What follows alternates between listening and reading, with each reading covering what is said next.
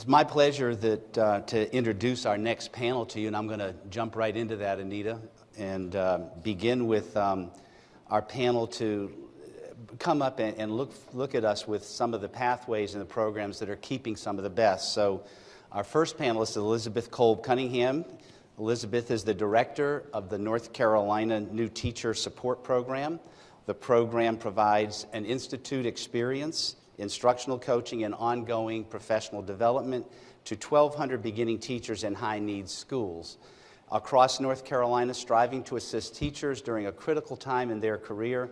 The first 3 years in the classroom, the North Carolina New Teacher Support Program provides induction services such as teacher boot camps and personalized professional development. So is Elizabeth here? Just a moment. Elizabeth is on her way.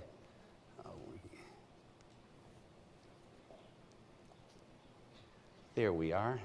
Hello, Elizabeth.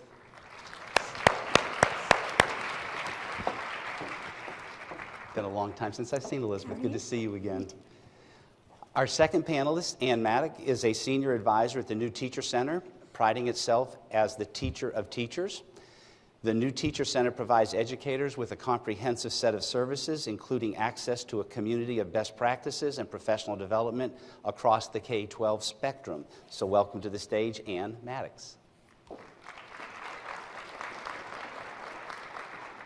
Our third of four panelists is Angela Hinson-Quick. Angela, as many of you know, is the Senior Vice President for Talent Development at North Carolina New Schools.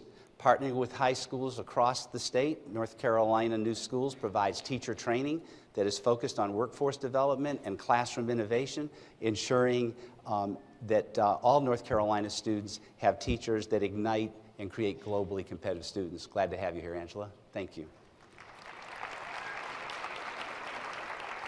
And last but not least, Ruben Carbonell is with us. And Ruben is the director of the Kenan Institute for Engineering, Technology, and Science at North Carolina State University, home of the Kenan Fellows Program, which places teachers in externships based in their core content areas, pairing educators with diverse industry leaders for the subject they teach.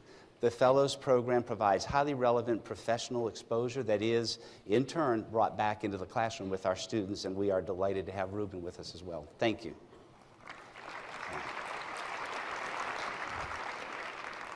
Let us start and just open it up to you folks in any way that you want to jump in.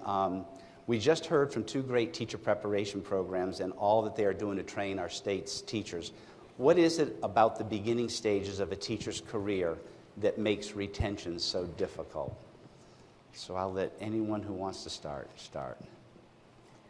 Angela? I'd like to jump in. Please. I would say that what is most difficult for beginning teachers would be feeling supported and knowing who and where to go to ask the questions, the thousands of questions that they have daily. And I think that's important, making sure that you have support mechanisms, mentors, even those that aren't categorized as mentors, being able to answer questions and give them the needed pat on the back, so to speak, to go through the difficult days that they have. Ruben? Yeah, we've seen a lot of teachers that complain that it's kind of a lonely profession when they're out beginning teaching. And especially in the STEM areas, they feel sort of out of touch with the professionals, for example, that are using STEM in their own research or as practitioners in industry. And those are things that we're trying to address with the Kenan Fellows Program, but it seems to be a recurrent theme of being kind of on your own and with very little guidance as to how some of these STEM fields are used, and therefore not in doubt about how they can make the classes more relevant and more exciting for students. Very good. And at the New Teacher Center, we know that the quality of the mentor is extremely important. And the supports and services, not just school-wide, but district-wide, become really important into how the new teachers are acclimated, supported, and continue over the first few years of their experience. It's not just the first year. Okay. Elizabeth. I can certainly echo what we've already heard. But we've talked this morning a lot about the fact that this is a profession, and you learn it throughout your career, not certainly in the first year, but throughout the life of your profession. And we're working with teachers for whom this may be their very first job. They have very real, practical, day-to-day questions about how to do their work, and the learning curve is awfully steep, particularly in the beginning. But our expectations for them don't change because they're very high stakes for each of the children that they're teaching. And so while, for instance, for us, more than 70% of our teachers tell us that teaching is their ideal job, and that this is exactly what they want to do. They also tell us that they need support if they're going to succeed and if they're going to stay in the profession. And so, we know a little bit from all of our experiences and from research about the kind of support, individualized and ongoing and multifaceted, that actually can help them to do that, but it has to be available to them. To go a little deeper, Elizabeth, with your work, I understand that Teach for America was involved in designing the North Carolina New Teacher Support Program. Share with us some of the aspects from Teach for America that you found that were successfully incorporated into the program, and while still it's in its early stages, what kind of results or feedback that it's having on the teachers that you all are working with? Well, certainly Teach for America is a terrific partner of ours, and we've had the benefit of learning from their experiences and their best practices, and also from our other partners in K-12 and our universities, who are our constant partners, and our evaluation team. And we were able to join all those partners together and look at research-based best practices in designing our program, which was particularly important since we work in the highest needs schools in the state.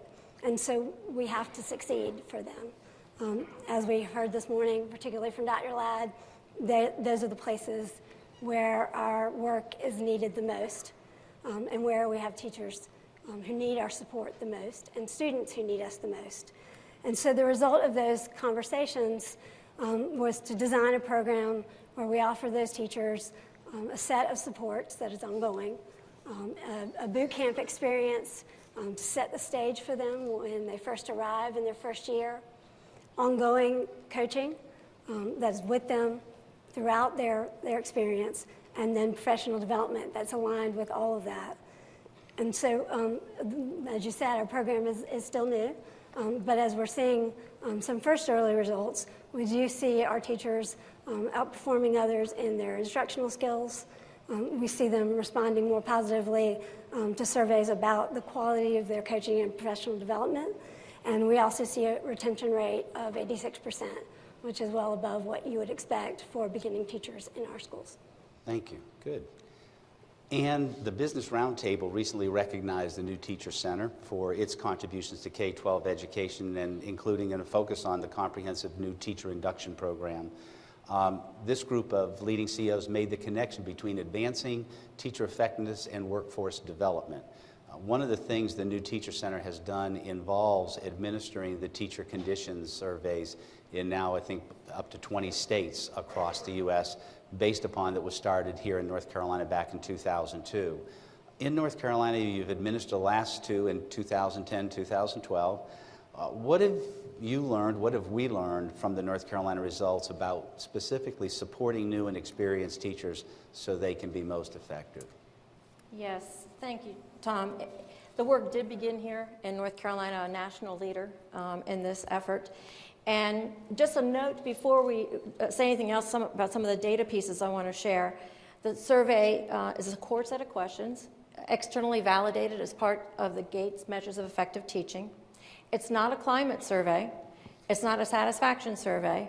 It's a set of core questions that actually measure teaching conditions, which have been shown to be important to student achievement and teacher retention. In 2008, 2010, and 2012, over 100,000 teachers each year in North Carolina completed the survey. So we have a huge database just in the state. We have over 1 million surveys since 2009 in our database. But in North Carolina alone, we have a huge amount of data to go through. The research shows a number of things, a lot. You can imagine with a 100-question survey what was out there. But most relevant to today's discussion about effective teaching, the first thing that the research shows is that the strong leadership is essential. It's absolutely essential for retaining effective teachers. Second thing is that schools in North Carolina that utilize their teacher working conditions survey results as from the previous survey as part of their school improvement plan improve the most. And the area that they improve the most in is in school leadership. And then a third point of what has been learned is managing student conduct.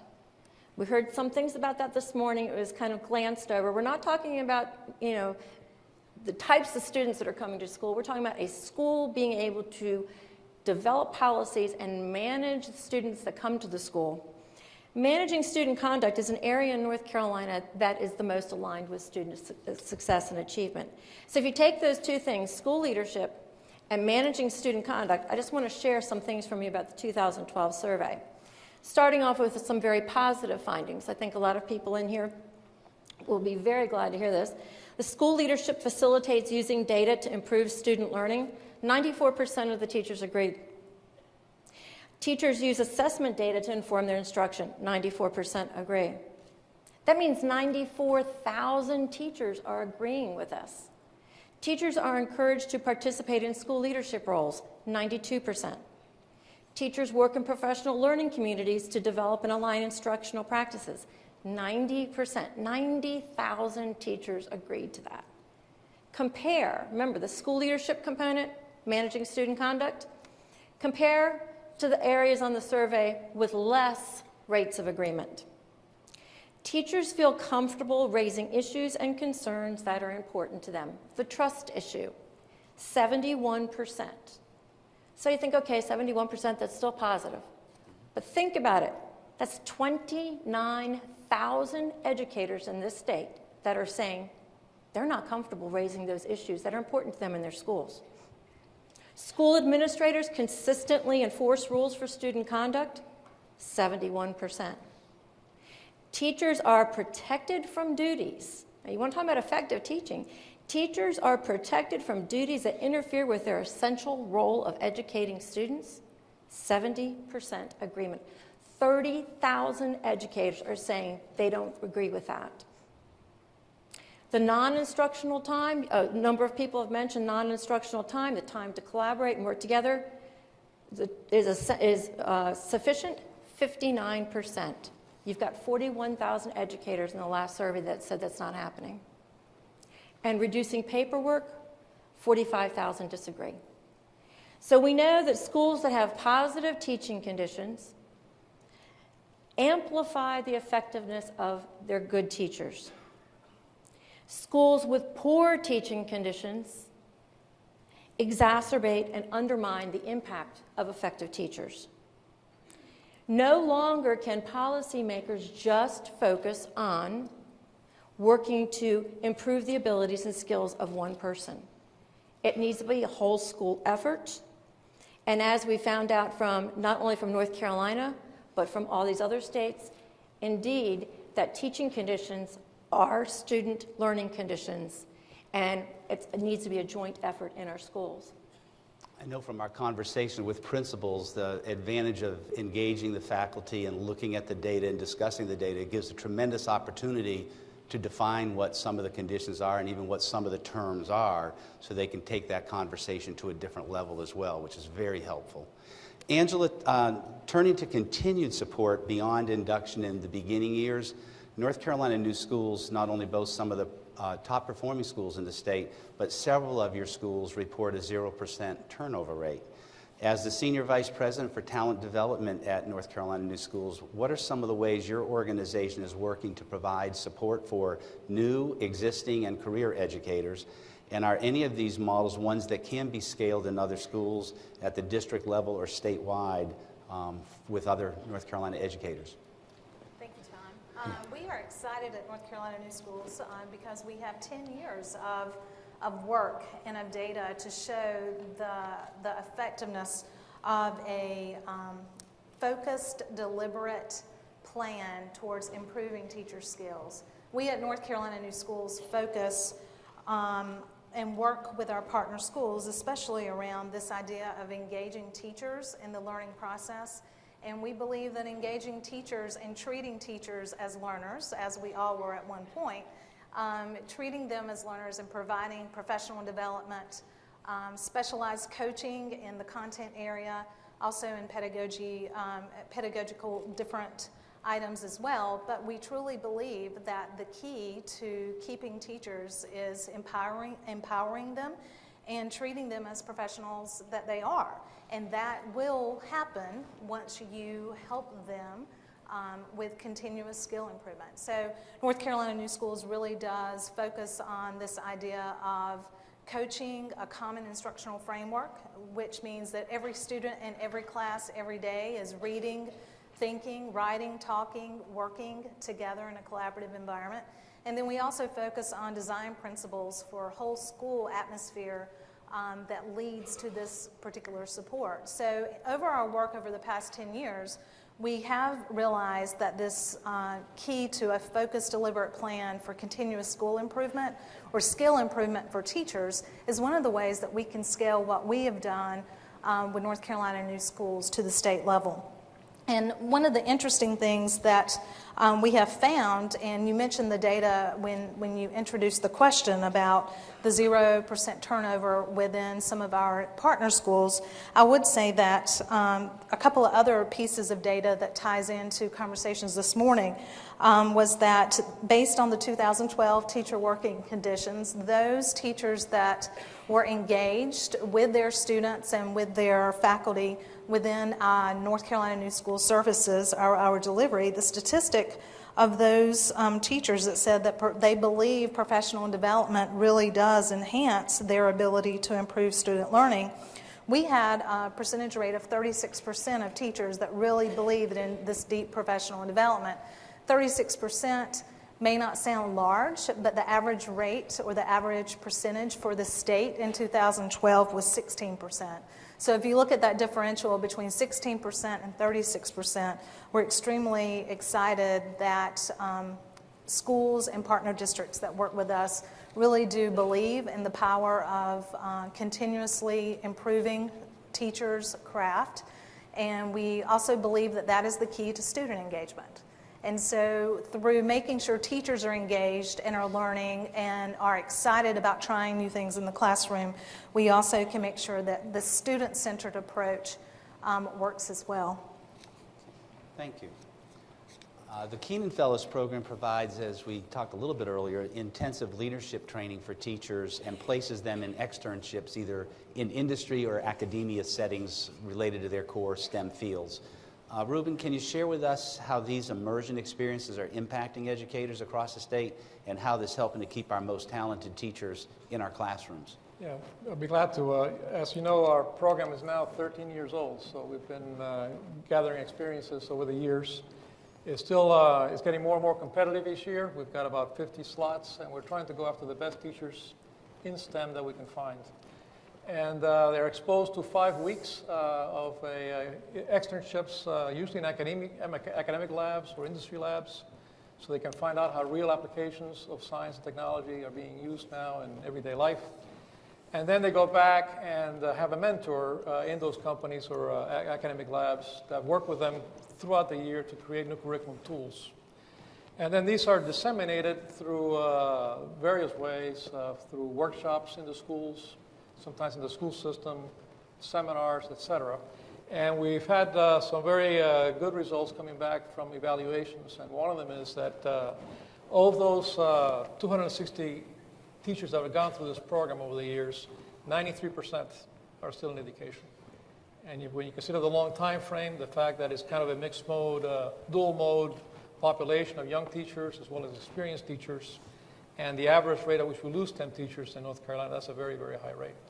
They also get training, professional development programs in leadership and in advocacy, and now many of them, but the vast majority, are becoming leaders in their schools, in their school systems, and DPI in disseminating new ways of teaching and new ways of presenting very hard material in the STEM areas that we're interested in.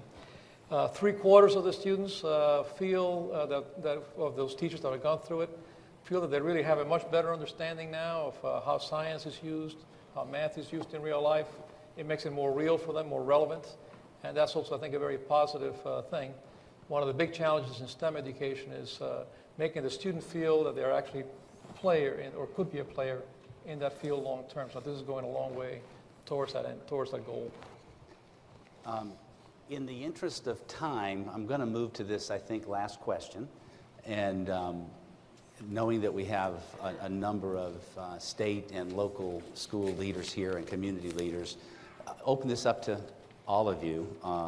And in your experiences, what do you find our newest or veteran teachers say are the most important attributes of school and school district leaders that's most important to them at the early beginning part of their career or as they are seasoned veterans in our classrooms? So let anybody that wants to take a stab at that. Ann? That's a good question. And that's one of the things that we've been able to focus on as a result of all this teaching conditions survey work in North Carolina and other states. Leaders who create school atmospheres of trust, mutual respect, who are consistently supporting teachers, who support teachers' efforts to maintain discipline, leaders who are involving their teachers in the decision-making processes, and they value them as part of that, or we know that those are all critical to what they're looking for their school leaders. A couple of other insights, Angela? And then... I would like to point out, and I agree with Ann, I also think that new teachers, existing teachers, veteran teachers, the whole entire spectrum really wants to grow and want to learn the best practices to reach the variety of students that they teach. So along with making sure strong leadership is there, and I agree, and that is huge for a teacher to feel supportive and to have that culture of professionalism within the building. But I also think it's important to ask their leaders and ask their schools, how will they be given the opportunity to increase their knowledge and their ability to do what they signed up to do in teaching, and that is to reach students. Pay is important, but we all know that teachers, educators go into the field of education for a real reason, and that is they want to make a difference. They want to work with students. And so providing them the best skills and opportunity to hone those skills is very important in keeping and moving our profession forward. Elizabeth, and then I'm going to give the final... It's hard to argue with. The theme is they want to be treated like professionals. They want to be given the opportunity to learn and to continue to grow. Yep. And the leaders have to be flexible enough to allow that and provide resources to that end. I mean, that's sort of the bottom line. Elizabeth, how about our new folks? I certainly agree with all those things. Only add that even our best administrators don't necessarily have the one-on-one time to provide individual support to all their beginning teachers. And so we certainly find that our coaches fill a different role. They have an independent relationship, they have a confidential relationship, and often their beginning teachers are able to tell them when they don't know something, when they're not able to do something yet. And a strong, confident administrator is one who is able to allow a good program, a good coach to come in to the school and knows how to manage that relationship in order to accomplish their goals in their school and allow their teachers to have that support. And we find a number of those wonderful administrators in our schools. Conversation with you folks could go on and on and on. Thank you so very much for being with us. Thank you.